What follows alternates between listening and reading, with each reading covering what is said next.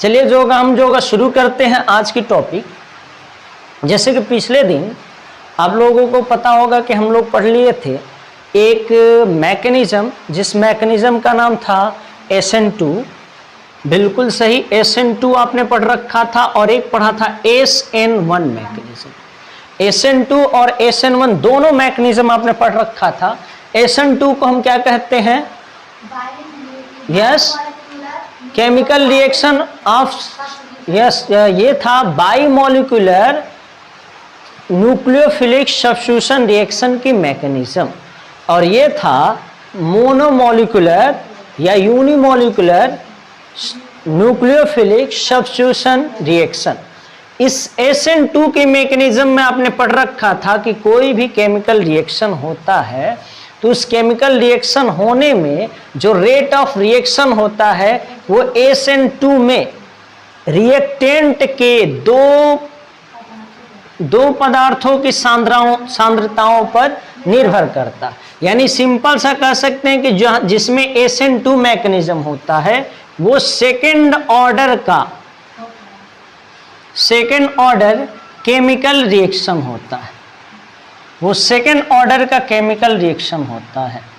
जो SN1 होता है वो होता है फर्स्ट ऑर्डर केमिकल रिएक्शन। इनका रेट ऑफ रिएक्शन जो होगा किन किन बातों पर डिपेंड करता है? तो रिएक्टेंट के, इनके लिए जो होगा रेट ऑफ रिएक्शन रिएक्टेंट के केवल एक पदार्थ की सांद्रता पर निर्भर करता है।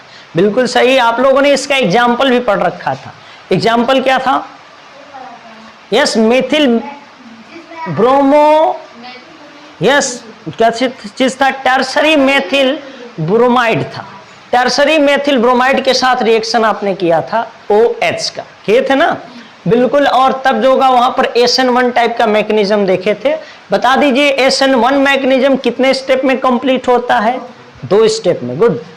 पहला स्टेप जो होगा स्लो होता है, जिसमें क्या होता है? कैटिनेशन का फॉर्मेशन।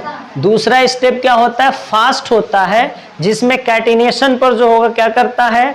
न्यूक्लियोफाइल का अटैक होता है और प्रोडक्ट का फॉर्मेशन हो जाता है। बिल्कुल सही है। कितने स्टेप में कंप्लीट होता है? 2 स्टेप में कंप्लीट होता है। पहला स्टेप जो होता है स्लो हो जाता है, जिसमें फॉर्मेशन ऑफ कार्बोकेटायन होता है, फॉर्मेशन ऑफ कार्बोकेटायन। और ये जो होता है फास्ट होता है, जिसमें जो होता है फॉर्मेशन ऑफ प्रोडक्ट हो जाता है। यही जो 2 स्टेप हैं, 2 स्टेप में जो होगा SN1 टाइप के जो होंगे केमिकल रिएक्शन कंप्लीट हो जाते हैं। अब जो होगा हम लोगों को बातें ये थी कि हमने इसमें पढ़ रखा था एक टॉपिक जिसका नाम था विन्यास का प्रतिलोमन। क्या था? विन्यास का प्रतिलोमन।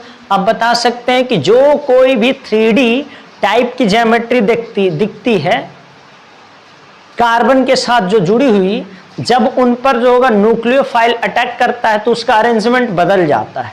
इस प्रोसेस को हम क्या कहते हैं? विन्यास का प्रतिलोमन कहते हैं। बिल्कुल सही, सही बोला हमने, यही था ना? जैसे कि SN2 टाइप के मैकेनिज्म में हमने देखे थे, था क्लियर? जिसमें छाता पलट जा रहा था। भाई एकदम सिंपल सा समझिए ना, छाता जिसमें पलट जा रहा था वही वाला तो था विन्यास का प्रतिलोमन। प्रतिपन, प्रतिपन जिसको हम कहते हैं, विन्यास का प्रतिपन, इन्वर्जन। अब जो होगा हम लोग को अब की टॉपिक, आज की टॉपिक जो पढ़ लेनी है वो टॉपिक है त्रिविमीय नाभिक रागी प्रतिस्थापन अभिक्रियाओं के कुछ त्रिविम रासायनिक पहलू। त्रिविम रासायनिक पहलू किसे हम कहते हैं? नाभिक रागी प्रतिस्थापन अभिक्रियाओं के त्रिविम रासायनिक पहलू देखते हैं। तो हम लोग के आज की टॉपिक हो जाएगी नाभिक रागी प्रतिस्थापन अभिक्रियाओं के त्रिविम रासायनिक पहलू। आप NCERT में इस टॉपिक को खोज सकते हैं। टॉपिक अगली हो जाएगी, नेक्स्ट टॉपिक आप देख रहे हैं, इस टॉपिक का नाम है नाभिक रागी प्रतिस्थापन। नाभिक रागी प्रतिस्थापन अभिक्रियाओं के त्रिबिम्ब स्क्रीन सही दिख रही है? अभिक्रियाओं के त्रिबिम्ब रासायनिक पहलू।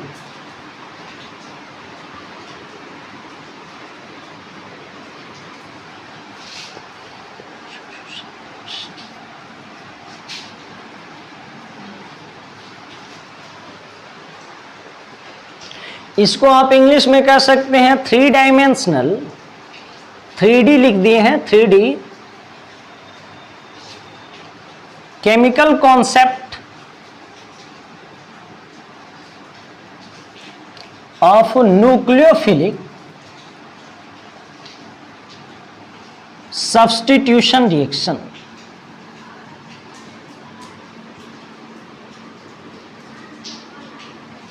चलिए, 3 dimensional chemical concept of nucleophilic substitution reaction, नाभिक रागी प्रतिस्थापन अभिक्रियाओं के त्रिबिम्ब में रासायनिक पहलू। इसका मतलब क्या है? ये जो होगा हम बताएंगे कि जितने भी आपने पढ़ रखा है, जैसे हम आपसे एक सिंपल सा क्वेश्चन पूछते हैं, मेथेन का सूत्र बताइए। CH4, बिल्कुल सही। मेथेन की ज्योमेट्री बताइए। टेट्राहेड्रन, यही कहेंगे आप लोग, क्या कहेंगे? टेट्राहेड्रन, चतुष्फलकीय। क्या हो जाता है? चतुष्फलकीय हो जाता है। बॉन्ड एंगल कितने के? तो 109.28 मिनट। बिल्कुल सही है कि 109.28 मिनट के होते हैं। इनकी ज्योमेट्री हमने क्या बताया? इसकी ज्योमेट्री जो होगा बता दिए, टेट्राहेड्रन है। ज्योमेट्री जो होगी टेट्राहेड्रन है। बॉन्ड एंगल कितने के होंगे? 109.28 मिनट के। ये जो होगा टेट्राहेड्रन का मतलब हो गया, हम आप लोगों को बहुत पहले बता रहे थे कि जो भी कार्बन के साथ जो जुड़ने वाले सभी के सिंगल बॉन्ड होते हैं वो ऐसे हो जाते हैं कि सभी के सभी 3 डायमेंशनल शेप में दिखते हैं। सभी के सभी 3 डायमेंशनल शेप में दिखते हैं। ऐसे दिखते हैं कि यहाँ पर सामने तो जो होगा आपको ट्रायंगल दिखेगा, लेकिन ये जो होगा बॉन्ड्स जो होगा पीछे की ओर रहेगा या प्लेन के आगे की ओर कह सकते हैं। ऐसी ज्योमेट्री होती है किसका? चतुष्फलकीय का।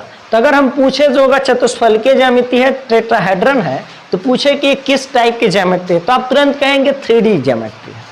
तो जो भी केमिकल रिएक्शन हो रहे हैं, अभी हम जो होगा केमिकल रिएक्शन पढ़ रहे हैं, तो जितने भी केमिकल रिएक्शन पढ़ रहे हैं सब के सब केमिकल रिएक्शन जो हो रहे हैं कार्बन पर ही हो रहे हैं।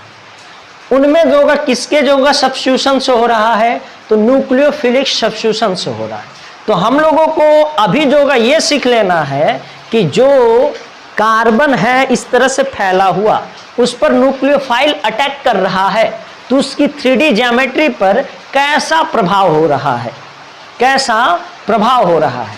तो उनमें कई ऐसी बातें आती हैं, उनमें कई ऐसी बातें आती हैं जिनको आपको जान लेना चाहिए। जान लेंगे, वो कॉन्सेप्ट सीखेंगे, तभी आगे की बातों को आप एक्सप्लेन कर पाएंगे। इसलिए जो हम लोग क्या सीखने वाले हैं? त्रिबिम्ब रासायनिक पहलू। त्रिबिम्ब रासायनिक पहलू का तात्पर्य आपको समझ में आ गया होगा कि जो कोई भी एल्किल हैलाइड में प्रयोग होने वाला कार्बन किस टाइप का दिख रहा है? 3D टाइप का दिख रहा है। किस टाइप का? 3D टाइप का। तो अगर उस पर न्यूक्लियोफाइल अटैक मारेगा तो उसकी आकृति में कैसा परिवर्तन होगा, और उस परिवर्तन को हम किस नाम से जानेंगे, इसके बारे में ही हम लोगों को क्या करना है? सीख लेना है। वो सीख लेना ही कहलाता है त्रिबिम्ब रासायनिक पहलू। तो चलिए त्रिबिम्ब रासायनिक पहलू को शुरू करते हैं। सबसे पहले हम आ जाते हैं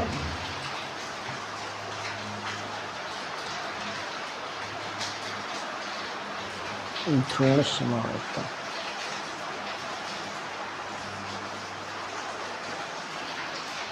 सबसे पहले आते हैं, सीखते हैं ध्रुवणता किसे कहते हैं, पोलैरिटी किसे कहते हैं, या ध्रुवण घूर्णकता किसे कहते हैं।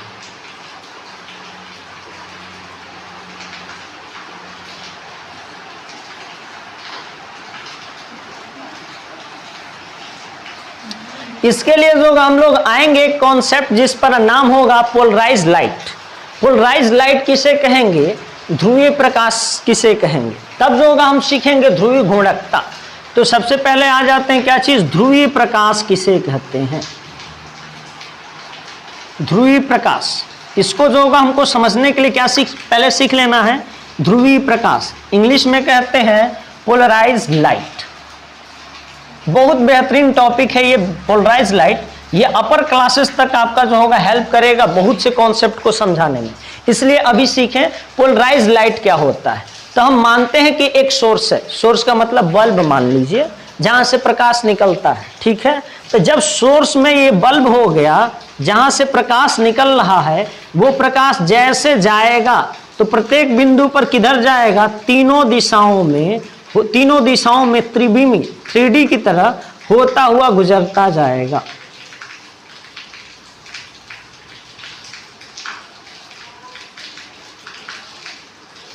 तीनों दिशाओं में ऐसे 3D की तरह क्या होता जाएगा, होता हुआ गुजरता जाएगा। मीन्स एक्स एक्सिस पर भी चलेगा, वाई एक्सिस पर भी चलेगा और जेड एक्सिस पर चलेगा। कंफर्म रही बात इतना कि ये सोर्स हो गया, तो सोर्स से निकलने वाला प्रकाश जो होता है 3D में प्रत्येक दिशाओं में वो चलता रहता है, तीनों दिशाओं में वो क्या होता रहता है, मूव करता रहता है। तो वो सोर्स से जो होगा 3D इस स्पेस की ओर या 3D डायरेक्शन की ओर मूव करता रहता है। अब जो होगा आपने नाम सुना होगा प्रिज्म का, कितने लोग बता देंगे प्रिज्म भाई क्या होता है प्रिज्म? तो प्रिज्म जो होता है एक ग्लास होता है, एक ऐसा कांच होता है जिससे प्रकाश जाने के बाद 7 रंगों में विभक्त हो जाता है। ये जो एकदम सिंपल सी परिभाषा, इसको 10 में पढ़े थे। मीन सिंपल से ये समझ लीजिए कि प्रिज्म में एक ऐसा गुण होता है जिनसे इंसिडेंट रे पास करता है तो रिफ्लेक्शन होने के बाद बेस की ओर क्या हो जाता है, मुड़ जाता है, उसके आधार की ओर मुड़ जाता है। इसलिए देख लीजिएगा जब भी आपने 10th में पढ़ा होगा तो इधर से दिखाता है श्वेत प्रकाश, और इधर जो होगा श्वेत प्रकाश के बाद यहाँ पर 7 रंगों को विभाजित कर देता है। तो कह सकते हैं ना कि 7 रंग जो होंगे किधर की ओर जो होंगे, नीचे आधार की ओर झुक जा रहे हैं। अगर ऐसा जो कुछ भी यहाँ पर माध्यम प्रयोग करेंगे, ये मीडियम कुछ भी प्रयोग कीजिए, वो ग्लास रहे, पानी रहे, हीरा रहे, कुछ भी रहे माध्यम, वो सभी माध्यम क्या कहलाएगा, प्रिज्म कहलाएगा। बात इतनी कंफर्म रही क्या? तो हम यहां पर जो होगा पोलराइज्ड लाइट बनाने के लिए, तो अब ऐसी लाइट को बता दें कि जो सोर्स से लाइट निकले सभी दिशाओं में जाती है, ऐसे लाइट को हम अनपोलराइज्ड लाइट कहते हैं। क्या कहते हैं? अनपोलराइज्ड लाइट, अध्रुवीय प्रकाश कहते हैं। ध्रुवीय प्रकाश नहीं कहेंगे, क्या कहेंगे? अध्रुवीय प्रकाश। तो अनपोलराइज्ड लाइट निकलती है। तब तो आपको क्वेश्चन होगा कि सर जो पोलराइज्ड तब कैसे बनता है? यस, इसको पोलराइज्ड बनाने के लिए निकल प्रिज्म का प्रयोग किया जाता है। कि कौन से प्रिज्म का? निकल प्रिज्म का प्रयोग किया जाता है। इस प्रिज्म का नाम है निकल प्रिज्म, NiCHOL, यहां लिखा होगा निकॉल प्रिज्म ऐसे। हाँ, उसने जो होगा ये प्रिज्म बनाया, ये है आपका निकॉल प्रिज्म। इस प्रिज्म से जो होता है उस लाइट को, अनपोलराइज्ड लाइट को क्या करना पड़ता है? गुजारना पड़ता है। जैसे जो होता है इस अनपोलराइज्ड लाइट जो होती है इस प्रिज्म से पास होती है तो पोलराइज्ड हो जाती है। क्या हो जाती है? पोलराइज्ड हो जाती है। तो पोलराइज्ड होने का मतलब कि वो कैसे काम करने लगता है? तो पोलराइज्ड होने का मतलब होगा काम कैसे करेगा कि जिस दिशा में वो प्रकाश चलता है उसी दिशा के लंबवत वो क्या करने लगेगा? कंपन करने लगेगा। अभी देखिएगा अनपोलराइज्ड था तो वो सभी दिशाओं में कंपन कर रहा था, लेकिन जब पोलराइज्ड होगा तो जिस दिशा में प्रकाश जा रहा होगा केवल उसी दिशा के लंबवत परपेंडिकुलर क्या करता रहेगा? कंपन करता रहेगा।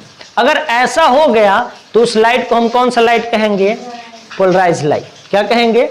पोलराइज्ड लाइट कहेंगे, ध्रुवीय प्रकाश कहेंगे। तो उसका फिगर अब बनाते हैं, कॉन्सेप्ट आप समझ गए होंगे। सपोज कीजिए कि सोर्स से निकलने वाली अनपोलराइज्ड लाइट है जिसके सभी डायरेक्शनों में हमने जो होगा जिगजॉग बना दिया।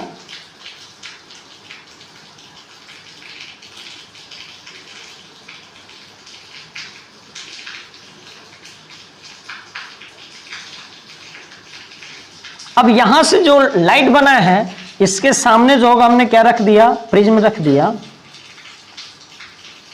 और प्रिज्म को रख देते ही क्या हो जाएगा? जैसे इस प्रिज्म से टकराएगा तो ये लाइट जो होगी जिस डायरेक्शन में चल रही है उसके परपेंडिकुलर वाइब्रेट करने लगेगा। इनके परपेंडिकुलर जो होगा वाइब्रेट करने लगेगा। अगर परपेंडिकुलर वाइब्रेट करने लगा तो इस लाइट को हम कहेंगे अनपोलराइज्ड लाइट और इस लाइट को क्या कहेंगे, पोलराइज्ड लाइट। तो हमको आप लोग को लग रहा है कि पूरी बात समझ गए होंगे कि ध्रुवीय प्रकाश क्या होता है। बता सकते हैं क्या? सब लोगों को समझ में आ गया होगा ध्रुवीय प्रकाश। जब किसी भी सोर्स से निकलने वाला प्रकाश कुछ ऐसे प्रिज्म या निकल प्रिज्म से गुजार दिया जाता है तो वह प्रकाश जिस दिशा में चलता है उसके लंबवत क्या करने लगता है, कंपन करने लगता है। जिस प्रकाश को हम कौन सा प्रकाश कहते हैं, पोलराइज्ड लाइट कहते हैं, ध्रुवीय प्रकाश कहते हैं। अब इनमें से क्वेश्चन होगा कि सारा लाइट जो होगा पोलराइज्ड हो जाता है क्या? नहीं, कुछ लाइट ऐसा भी होगा जो कि इसके लंबवत परपेंडिकुलर जो होगा वाइब्रेट नहीं करेगा। जो नहीं करेगा उसे हम क्या कहेंगे, अनपोलराइज्ड कहेंगे। क्या कहेंगे, अनपोलराइज्ड। तो जो भी परपेंडिकुलर डायरेक्शन में अगर वाइब्रेट करने लगे उस लाइट को हम क्या कहते हैं, पोलराइज्ड लाइट कहते हैं। कंफर्म है सब लोग इतना? तो हाँ बोलिए। किन पे? नहीं नहीं, इन पर कोई चार्ज नहीं होता। पोलराइज्ड होने का मतलब, इस लाइट में पोलराइज्ड होने का मतलब यही है, ठीक है। अब जो होगा, जो चार्ज में पोल होने का मतलब होता है एक सिरे पर प्लस और एक सिरे पर माइनस, लेकिन लाइट में पोल होने का मतलब हो गया कि वाइब्रेट करना परपेंडिकुलर, ठीक है।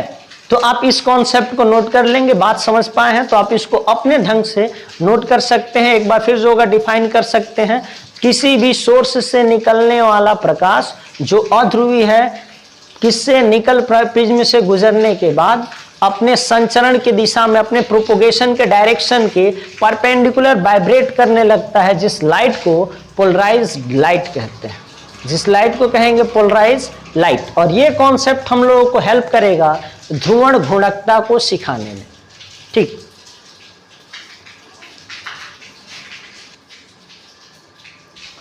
तो आपका एक क्वेश्चन था यही कि निकल प्रिज्म बनाया कौन? यस, हम आपको बता दिए कि निकल प्रिज्म को किसने बनाया, विलियम निकोल ने बनाया था। और विलियम निकोल ने जो होगा निकल प्रिज्म को बनाया था। ये जो होगा प्रिज्म ऐसा प्रिज्म है जिससे किसी भी अनपोलराइज्ड लाइट को अगर जो होता है पास कर देते हैं तो वो हो जाता है पोलराइज्ड। ऐसा जो होता है प्रिज्म का गुण होता है। कौन से प्रिज्म का? निकल प्रिज्म का। तब तो आप कंफर्म ही हो जाएंगे, जहां कहीं भी लाइट आपको पोलराइज्ड करनी होगी तो कौन सा प्रिज्म यूज करेंगे, निकल प्रिज्म। किसने बनाया? विलियम निकोल ने। चलिए अब जो आ जाते हैं ध्रुवण घूर्णकता पर। बिल्कुल ध्रुवण घूर्णकता को अब आसानी से समझ जाएंगे। ध्रुवण घूर्णकता होता है कि अगर कोई भी पदार्थ यानी कोई यौगिक लेते हैं और वो यौगिक विलयन के रूप में लेते हैं, विलयन सॉल्यूशन के फॉर्म में है, लिक्विड के फॉर्म में है, और इनमें जो होता है कोई जो होगा पोलराइज्ड लाइट को भेजते हैं। तो आपको कंफर्म है जब भी लाइट पोलराइज्ड हो जाएगी तो जिस डायरेक्शन में लाइट चल रही है उसी के परपेंडिकुलर वो क्या करती रहेगी, वाइब्रेट करती रहेगी, कंपन करती रहेगी। कंफर्म है? जैसे जो होगा वो विलयन में आए तो वो लाइट जो होगा, जो सॉल्यूशन में जैसे लाइट वाइब्रेट कर रहा था, उस वाइब्रेट उसके डायरेक्शन को अगर रोटेट कर देता है, क्या चीज, कि अगर किसी भी पोलराइज्ड लाइट को किसी यौगिक के विलयन में भेजने पर, किसी भी कंपाउंड्स के सॉल्यूशन में भेजने पर ये पोलराइज्ड लाइट को रोटेट कर देता है। रोटेट करेगा तो इसका मतलब जैसे था या तो लेफ्ट की ओर रोटेट कर देगा या फिर राइट की ओर रोटेट कर देगा। इस प्रोसेस को हम कहते हैं ध्रुवण घूर्णकता। एक बार फिर से बता देना चाहते हैं, किसी भी कंपाउंड्स के सॉल्यूशन में यदि पोलराइज्ड लाइट को भेजते हैं तो पोलराइज्ड लाइट जो होती है वो रोटेट कर जाती है, या तो सॉल्यूशन में जाने पर लेफ्ट की ओर या फिर राइट की ओर, लेफ्ट या राइट जिधर भी जो होती है रोटेट कर जाती है। तो इस प्रोसेस को हम कहते हैं ध्रुवण घूर्णकता कहते हैं। अब जो होगा ध्रुवण घूर्णकता होगा तो इसमें कंफर्म हो गया, तो इस प्रोसेस को ध्रुवण घूर्णकता कहेंगे। अगर रोटेट कर गया तो क्या कहलाएगा, ध्रुवण घूर्णकता कहलाएगा। तो ध्रुवण घूर्णकता दो ओर हो रहा है, बिल्कुल, एक तो लेफ्ट की ओर और एक फिर राइट की ओर। तो एक को हम नाम दे देते हैं, अगर वो जो होगा क्लॉकवाइज डायरेक्शन में हो सकता है या फिर क्या हो सकता है, एंटी क्लॉकवाइज में। अगर उसका रोटेशन जो होता है घड़ी के दिशा में हो गया, घड़ी का दिशा क्लॉकवाइज डायरेक्शन में हो गया, अगर उसका रोटेशन क्लॉकवाइज डायरेक्शन में हो गया तो उस रोटेशन को हम डेक्सटेरो रोटेशन कहते हैं। क्या कहते हैं? डेक्सटेरो रोटेशन कहते हैं। डेक्सटेरो, TERO, डेक्सटेरो रोटेशन कहते हैं। या सिंबॉलिकली डी साइन से रिप्रेजेंट करते हैं, या जो होगा प्लस साइन से रिप्रेजेंट करते हैं। कंफर्म रहा क्या? किस डायरेक्शन में अगर रोटेट कर जाता है तो हमने कहा कि पोलराइज्ड लाइट यदि रोटेट कर जाता है क्लॉकवाइज डायरेक्शन में, घड़ी की दिशा में, तो उस रोटेशन को हम क्या कहेंगे? डेक्सटेरो रोटेशन कहेंगे, जिसको सिंबॉलिकली डी या प्लस साइन से डिनोट करते हैं। जब वही जो होता है रोटेशन जो होगा, अगर जो होगा एंटी क्लॉकवाइज डायरेक्शन में होता है, किस डायरेक्शन में भी? एंटी क्लॉकवाइज डायरेक्शन में होता है, तो इस रोटेशन को हम लीवो रोटेशन कहते हैं। क्या कहेंगे? लीवो। इसका मीनिंग हो जाता है, इसको सिंबॉलिकली एल या माइनस साइन से डिनोट करेंगे।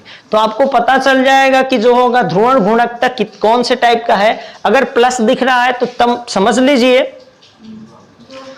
वो जो होगा क्लॉकवाइज है, डेक्सटेरो रोटेशन वाला है, ये जो होगा या फिर माइनस वाला है। तब तो आप समझ सकते हैं कि एक ही यौगिक होगा और उस यौगिक के दो तरह के कंपाउंड हो सकते हैं। तो अब इस तरह के कंपाउंड्स को हम क्या कहते हैं? आइसोमर कहते हैं ना। आइसोमर को हिंदी में क्या कहते हैं? समावयवी। समावयवी का मतलब हो गया जिनका केमिकल फॉर्मूला सेम लेकिन गुण अलग अलग। देख लीजिए यौगिक तो सेम है ना, लेकिन उसका गुण अलग है, उसके पोलराइज्ड लाइट को जो घुमाने का गुण अलग होता है। इसलिए ये जो होंगे दोनों डेक्सटेरो और लीवो जो होते हैं, दो प्रकार के समावयवी हो सकते हैं। तो इस प्रकार हम पा सकते हैं कि जो कोई भी केमिकल रिएक्शन होते हैं जिनमें पोलराइज्ड लाइट घुमाने का गुण होता है, तो अगर लेफ्ट की ओर, सॉरी किधर बोल रहे हैं, क्लॉकवाइज डायरेक्शन में रोटेट करेगा तो वो डी कंपाउंड्स कहलाएगा, और वो जो पोलराइज्ड लाइट को जो होगा एंटी क्लॉकवाइज घुमाता है तो एल टाइप्स का कंपाउंड्स कहलाता है। और ये दोनों जो होंगे एक दूसरे के क्या कहलाते हैं? समावयवी कहलाते हैं। और ऐसे समावयवी को हम पोलर आइसोमर कहते हैं। क्या कहते हैं? पोलर आइसोमर, हिंदी में ध्रुवीय समावयवी। बहुत बढ़िया, इसका नाम क्या हो जाएगा? ध्रुवीय समावयवी कहलाएगा। तो इतनी बातें आपको कंफर्म रही, डेफिनेशन नोट कर सकते हैं, कॉन्सेप्ट समझ में आ गया। ओके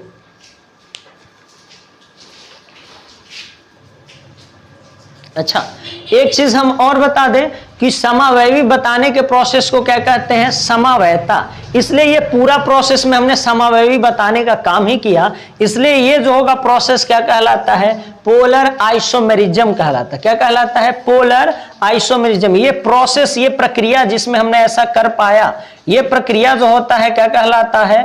पोलर आइसोमेरिज्म कहलाता है। पोलर आइसोमेरिज्म कहलाएगा, ध्रुवीय समावयता कहलाता है।